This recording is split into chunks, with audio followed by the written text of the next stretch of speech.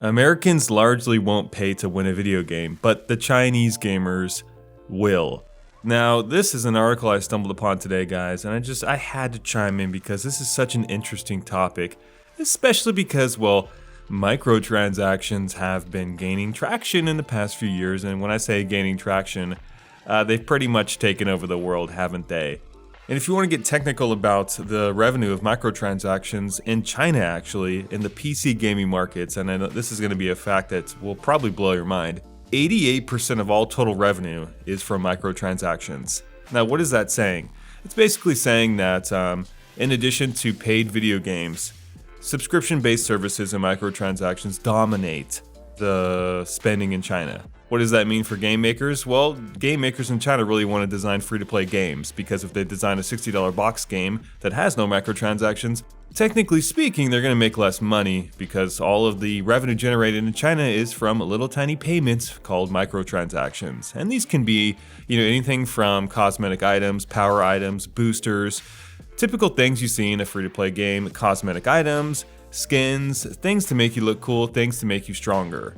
And, in the past, we've seen some developments of games that have kind of steered microtransactions towards power items, which is never okay. So it's not a surprise that we see 88% of all total revenue transactions in China steering towards microtransactions, because some games today you can pay to win, and that is unfortunate.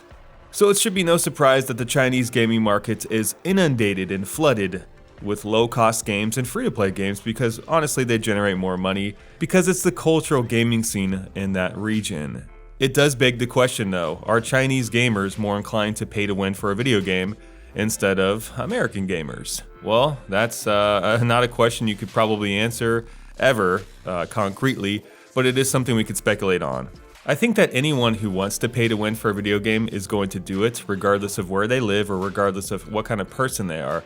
It's just something that is ingrained in our DNA to kind of want to be the best in the world. And if we can kind of expedite the process of getting there or buy something that's going to help us make us better, then as a gamer, no matter where you come from, you're going to want to do that, I think anyway.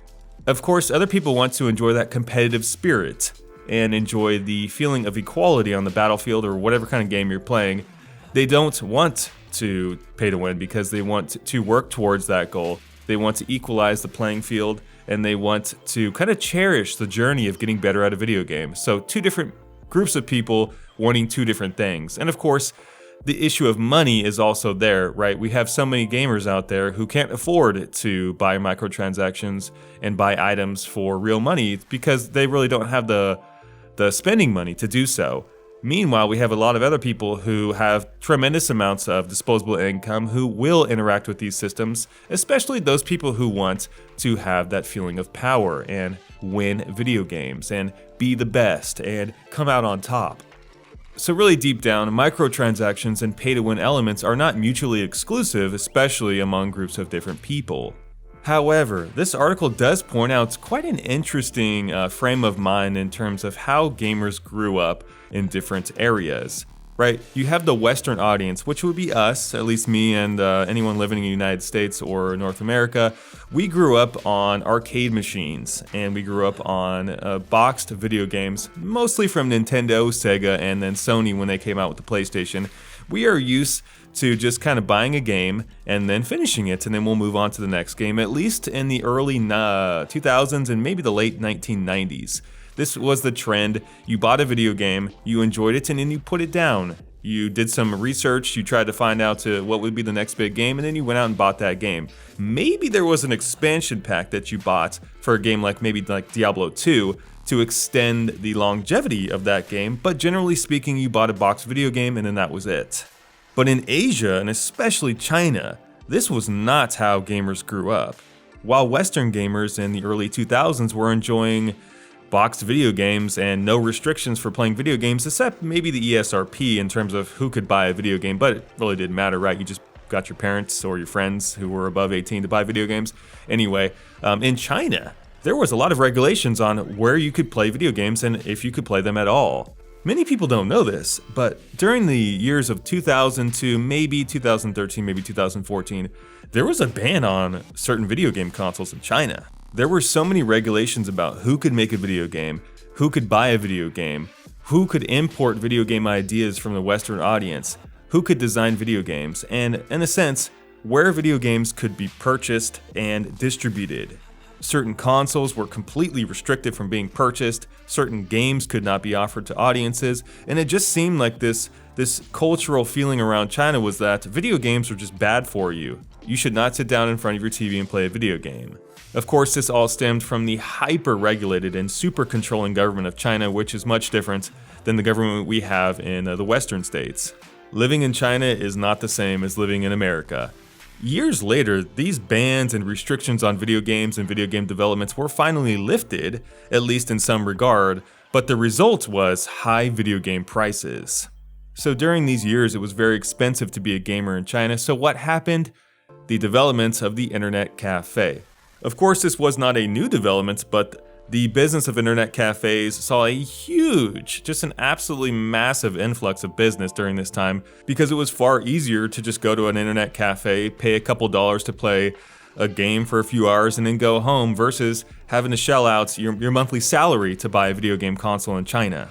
So they got used to this idea of trickling small amounts of money into a product via these internet cafes. So when PUBG and all these Battle Royale games started to gain traction and all these free-to-play games and the mobile games, they started to gain traction in China, it was really easy for Chinese gamers to be like, oh yeah, this is the kind of game I like. Let me just pour some money into this game over time. Let me buy a few things in the in-game store. Let me maybe pay to win this video game.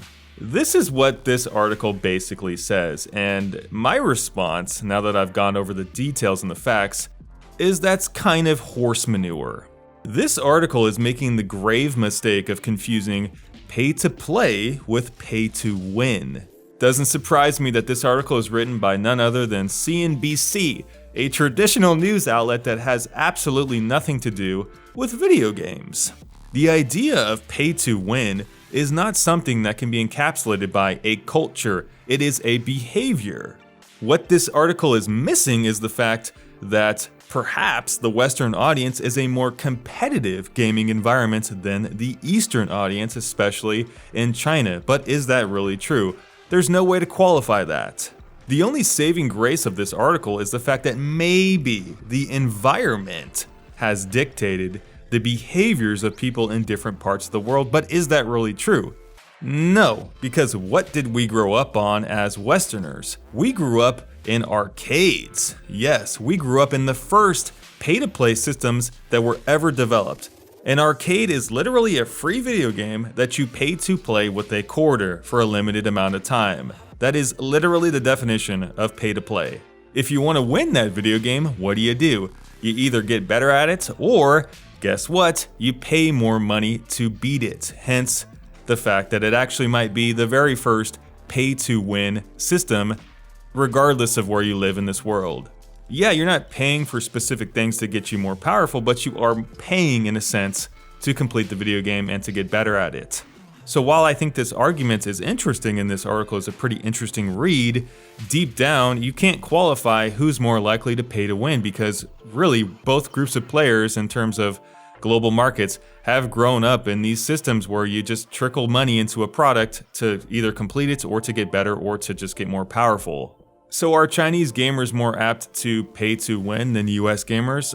Probably not, I don't think, given this information. However, it all depends individually on the player, where that person grew up, what was the environment surrounding that person. Is that person a competitive player? Does that person mind cheating? Does that person mind being more powerful simply because they use their wallet? All questions that you could probably formulate a decent answer, but that would be on an individual level per person, I think. But of course, the overarching story of pay-to-win systems in video games is an ongoing debate that will never be solved, I think anyway. But I think we can all agree as gamers that they should not be in single-player games. And if they're in multiplayer games, you better equalize the playing field otherwise, because these systems can definitely take over the competitive desire of players when people are just matched up unequally on the battlefield.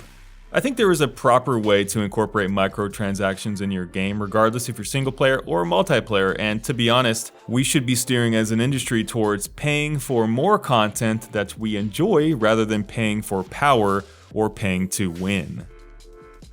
So at this time, I'll go ahead and just open up the comment section and this conversation as a whole to you guys, and let me know what you guys think down below in the comment section regarding if Chinese players are more apt to pay to win, what pay to win system should look like in conventional gaming. Is this a problem for our industry? Are you American? Are you Chinese? What is your opinion on pay to win? So thanks for watching, guys. I really appreciate it. If you enjoyed the video, go ahead and thumbs it up for me. And if you did not, I hope you can check out something else on my channel that you do enjoy. Have a great day, guys, and we'll see you in our next video in a few days. Peace, love, and happiness until then. You guys have a great day.